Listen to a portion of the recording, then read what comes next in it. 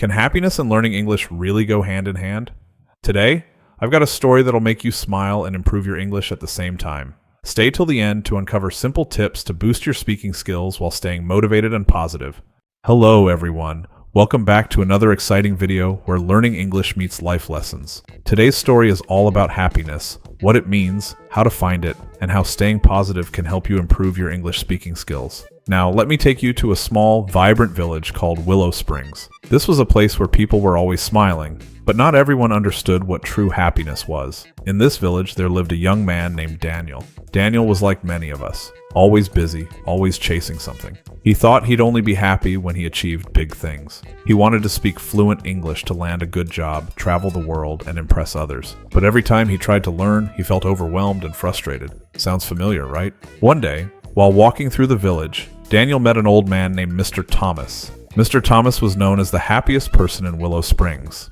He didn't have much, no fancy car, no big house, but he was always cheerful. Daniel couldn't resist asking, "Mr. Thomas, how are you always so happy? I want to feel like that." The old man smiled and said, "Happiness is not about what you have or where you are. It's about how you see the world and the little steps you take every day." Intrigued, Daniel sat down to listen. Mr. Thomas shared a simple story that changed Daniel's life, and it might just change yours too. "There was once a farmer who worked very hard every day," Mr. Thomas began. "He was tired, and no matter how much he worked, he felt like it wasn't enough. One morning, the farmer decided to try something different. Instead of focusing on what he didn't have, he made a list of 3 things he was thankful for. He wrote, the sun for giving warmth and light, the river for providing water, the birds for their beautiful songs. Every morning he read this list out loud in English so he could practice speaking. Soon the farmer noticed a change. He smiled more, felt less stressed, and even spoke English more confidently. Daniel was fascinated. "So, you're saying a small habit like gratitude can help me learn English?" he asked. "Exactly," said Mr. Thomas. "Start with one small habit that makes you happy. When you're happy, your brain learns better. Here's a secret. Speak about the things you're grateful for in English. Even if it's just one sentence a day, it will make a difference." That night, Daniel decided to give it a try. Before going to bed, he wrote 3 simple sentences in English. 1, I am thankful for my family. 2, I am happy to have food to eat. 3, I am learning English every day. The next morning, he stood in front of the mirror and said these sentences out loud. At first, he felt silly, but after a few days, he noticed a change. Speaking those sentences became easier. His confidence grew, and most importantly, he started his day feeling positive. But Daniel didn't stop there. He wanted to combine happiness with learning English even more. So he created 3 more habits inspired by Mr. Thomas's advice. 1, listening to English songs. Daniel chose happy, upbeat songs with simple lyrics. He sang along while doing chores, which improved his pronunciation and made him smile. 2, talking to himself in English. Whenever he felt frustrated, he'd say something encouraging in English like, "I can do this. I am learning step by step."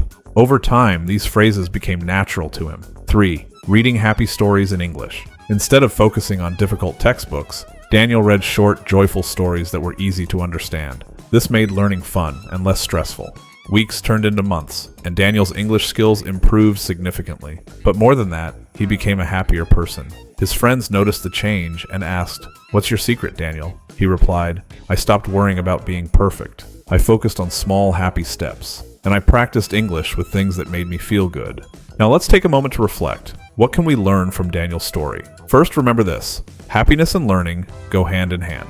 When you're positive, your brain is more open to learning new things. Second, small habits lead to big changes. You don't need to study for hours every day. Just start with 1 sentence, 1 song, or 1 happy story in English. Third, don't aim for perfection. Mistakes are part of the journey, and they're how you grow. Here are some practical tips to help you combine happiness with learning English. 1, start a gratitude journal. Write 3 simple sentences in English every day about what makes you happy. 2, watch fun English videos. Pick content that makes you laugh or inspires you. 3, practice positive affirmations. Say things like, "I am learning," or "I am improving every day" in English. 4, join a community. Find people who share your goal of learning English and support each other. 5, celebrate small wins. Every time you learn a new word or finish a short story, celebrate it.